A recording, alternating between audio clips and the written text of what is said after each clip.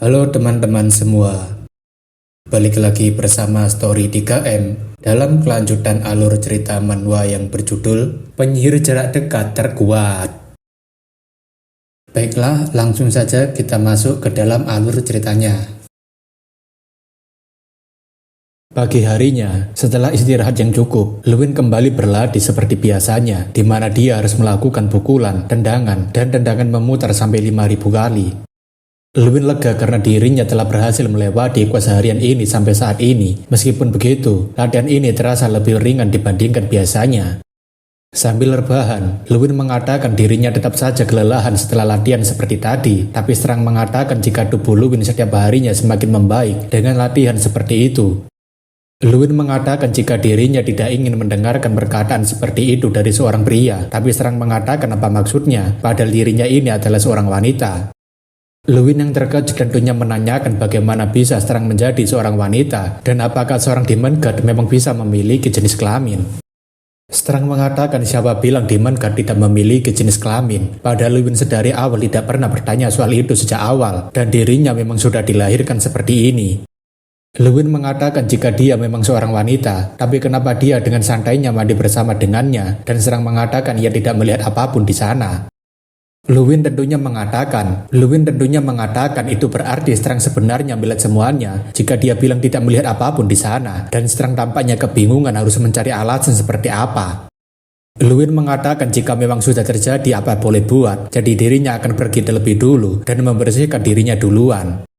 Strang tentunya mengatakan dirinya mau ikut, tapi Lewin mengatakan mulai sekarang tidak ada lagi gurauan seperti sebelumnya.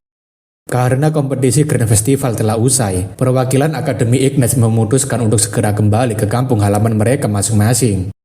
Jason mengatakan dirinya akan pergi duluan, jadi ia ingin agar Lewin baik-baik saja dan tetap sehat, tapi Lewin mengatakan apa maksudnya padahal dirinya tidak akan mati. Setelah salam perpisahan tersebut, Akademi Ignis akhirnya kembali ke tempat asal mereka dan meninggalkan Lewin seorang diri yang masih memiliki urusan. Seseorang yang akan menjadi pemandu Lewin mengatakan sebaiknya mereka segera berangkat sekarang juga supaya mereka tidak sampai ketinggalan acaranya.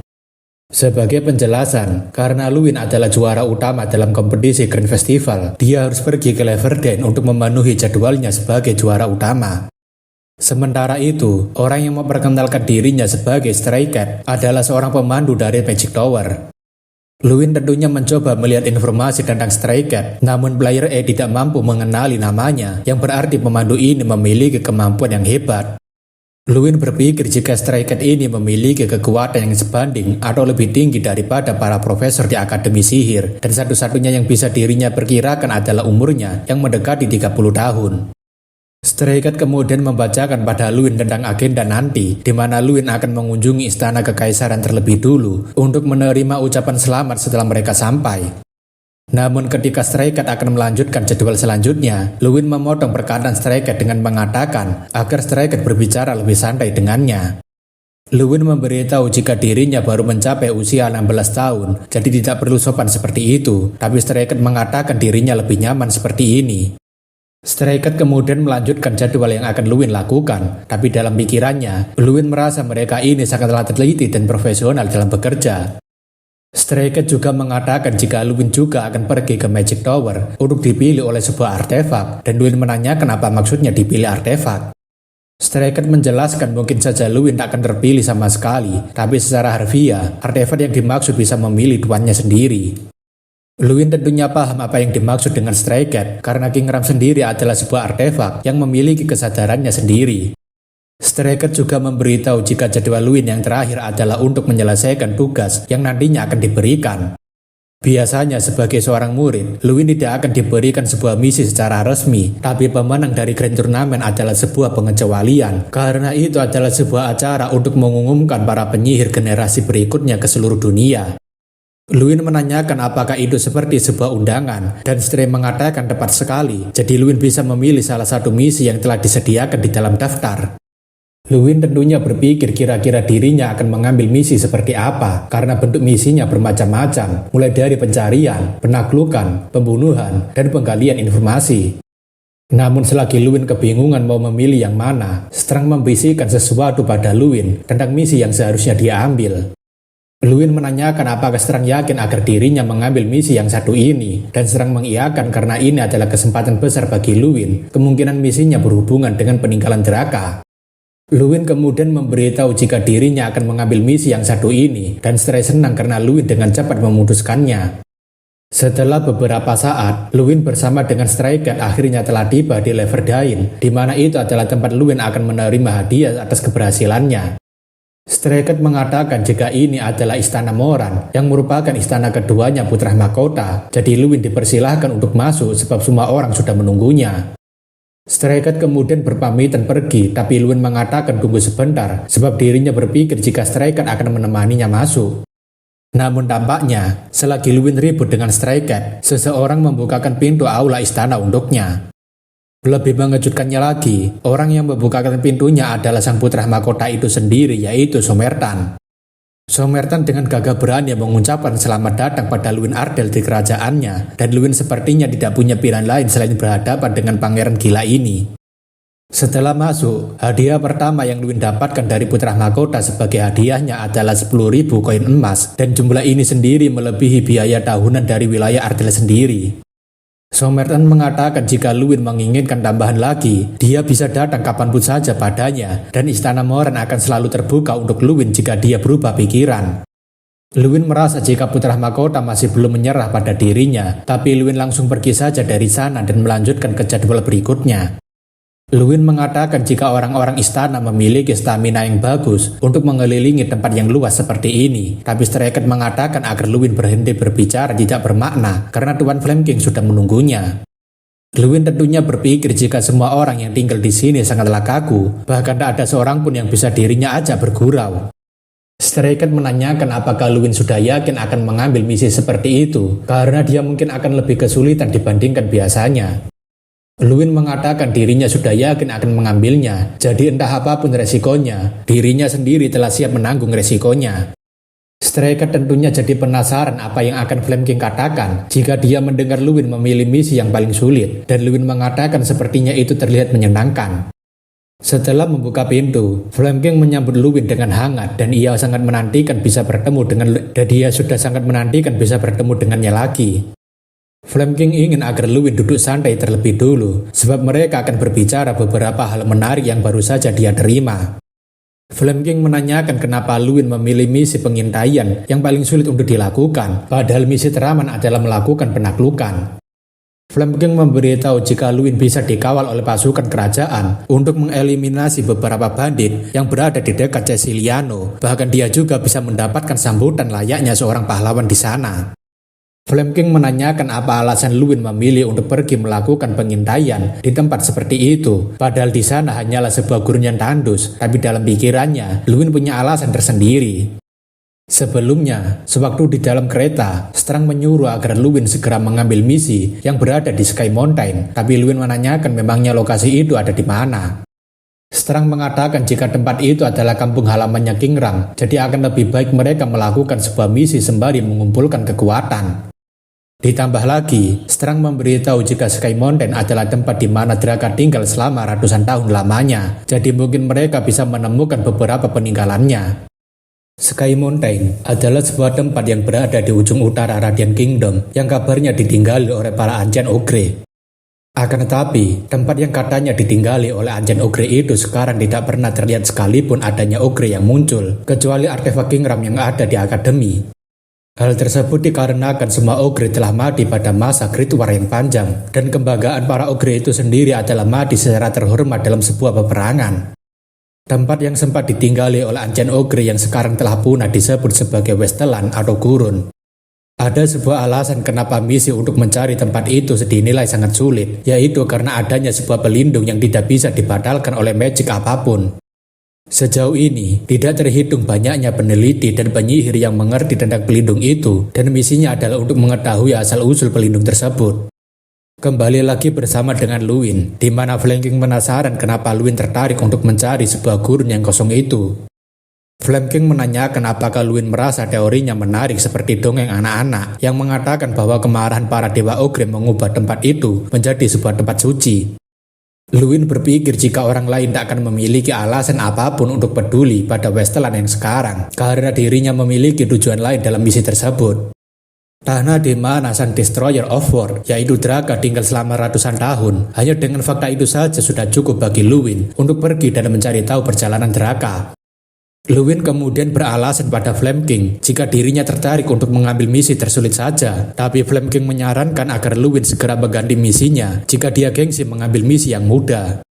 Flame King memberitahu tingkat kesulitan yang disebutkan tidak berarti mengindikasikan banyak peluang untuk pencapaian, karena itu hanya sebuah tingkat kesulitan yang diberikan karena sebuah misteri yang belum terpecahkan. Luwin mengatakan bukankah jika ada seorang penyihir berusia 16 tahun menemukan jawaban atas misteri tersebut, itu akan menjadi pencapaian yang luar biasa.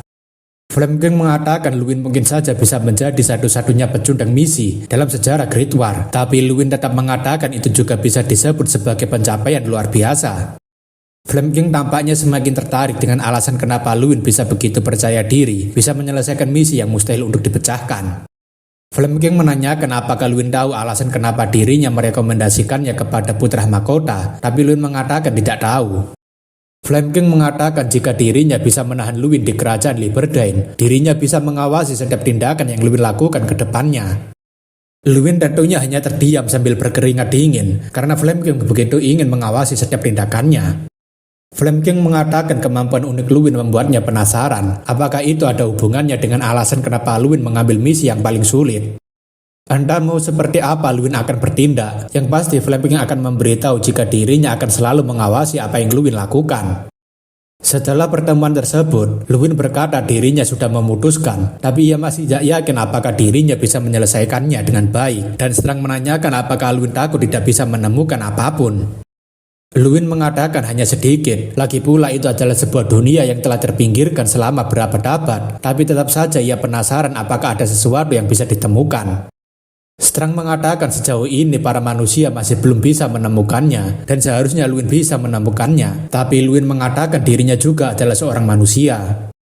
Strang mengatakan kemampuan Luwin sudah melebihi seorang manusia biasa, tapi tak lama seseorang meminta untuk masuk ke dalam kamar Luwin dan Luwin mempersilahkan mereka untuk masuk.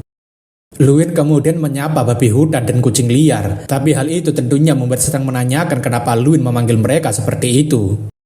Luwin mengatakan jika itu adalah julukan yang dipilih oleh raja dan para penyihir matop semuanya diberikan julukan seperti itu, tapi Strang merasa jika Tower Magic malah membuat kebun binatang. Babi hutan menanyakan apakah mereka sekarang bisa langsung pergi, dan Luwin menanyakan memangnya pergi kemana. Babi hutan mengatakan jika mereka akan menuju ke ruangan artefak untuk hadiah finalnya, karena ini adalah jadwal terakhir dalam agendanya. Stray Cat mengatakan ruangan artefak digolongkan menjadi 4 bagian, yaitu golongan A, golongan B, dan golongan C yang merupakan golongan umum, sedangkan golongan X adalah golongan yang paling langka. Stray memberitahu jika Luwin akan menjelajahi hingga golongan A yang merupakan golongan paling tinggi saat ini, tapi Luwin menanyakan bukankah masih ada golongan X.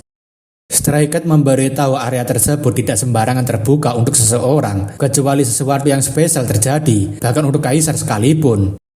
Mendengar jika itu hanyalah sesuatu yang spesial, bahkan kaisar sendiri tidak bisa membukanya, Luwin tentunya jadi semakin penasaran dengan hal tersebut.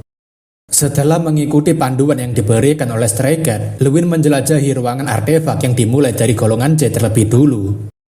Luwin menanyakan apakah ini pedang kegelapan, dan babi hutan mengiyakan, dan itu diambil ketika perang melawan demon dan masih memiliki fungsi dengan baik. Luwin merasa pedang ini sebagus pedangnya milik Dompreng, dan sesuai dengan namanya, ruangan artefak matop, bahkan golongan C saja jauh lebih bagus dibandingkan milik sebagian besar bangsawan. Luwin juga melihat adanya sebuah buku tentang transformasi spesialisasi, dan babi hutan mengatakan buku ini sudah berumur ratusan tahun. Luwin menanyakan apakah Stray Cat juga bebas membaca buku seperti ini saat berada di Tower Magic, dan Stray Cat mengiyakan karena Tower Master secara berkala memberikan izin bagi mereka untuk membacanya.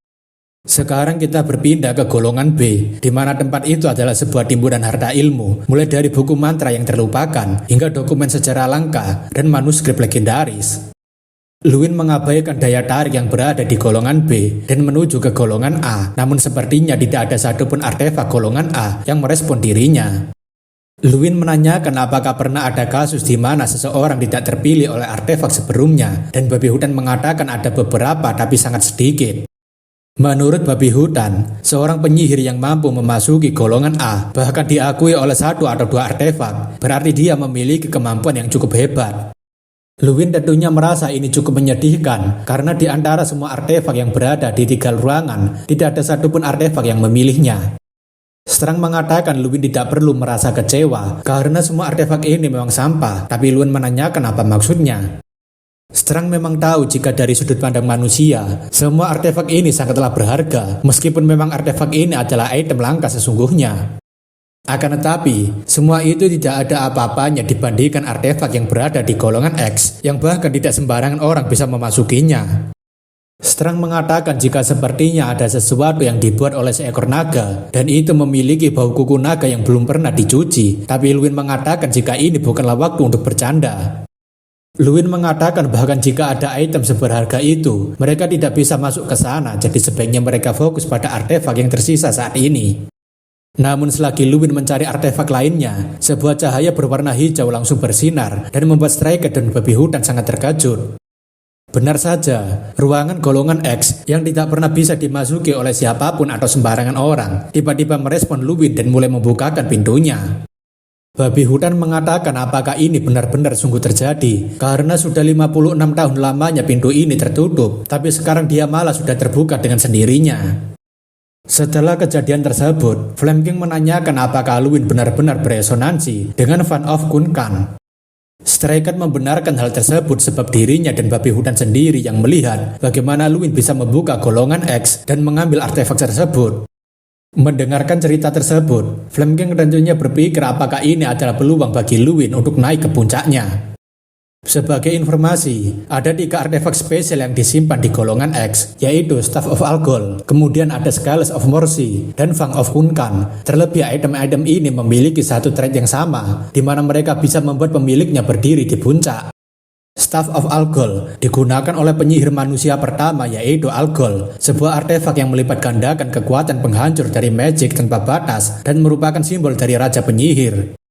56 tahun yang lalu, Teron atau Flame King telah terpilih oleh Staff of Algol sebagai tuannya, dan siapapun yang dipilih tongkat tersebut sebelumnya telah mencapai kesuksesan puncak dari tower. Kemudian ada armor yang tidak dapat ditembus oleh serangan apapun dan sihir apapun, yaitu Scales of Morso. Armor ini memilih pemiliknya sekali dalam 100 tahun, dan mereka yang terpilih menjadi kesatria legenda. Namun, Fang of Kunkan, sebuah artefak paling misterius yang berasal dari kepala suku pertama para ogre, selama ratusan tahun tidak pernah memilih pemiliknya.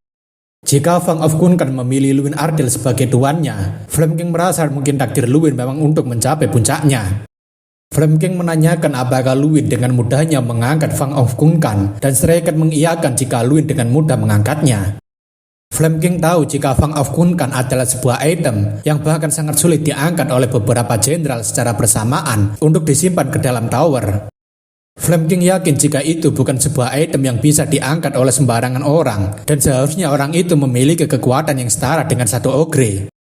Namun setelah dipikirkan lagi, Flame King merasa jika semua ini mulai berhubungan antara Luwin yang memiliki kekuatan seperti ogre mengambil misi spesial untuk mencari Sky Mountain dan beresonansi dengan Fang of Kunkan. Flame King ingin agar Striker segera memanggil para Sorcerer of Scream karena ia akan memberikan tugas kepada mereka.